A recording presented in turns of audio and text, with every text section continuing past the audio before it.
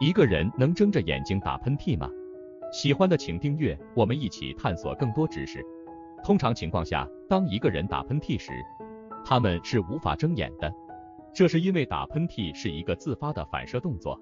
当喉咙和鼻子里的神经受到刺激时，身体会自动做出反应，包括咔嚓一声鼻腔舒展、肺部强烈呼气等等。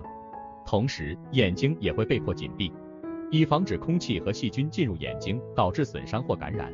然而，有些人可能有能够在打喷嚏时保持眼睛睁开的习惯，这种习惯通常是习惯性的，可能是因为他们希望在打喷嚏时继续看住某些事物，或者是因为他们认为这样做更有礼貌。但是，这样做有可能导致眼睛受伤或感染的风险增加，因此不建议这样做。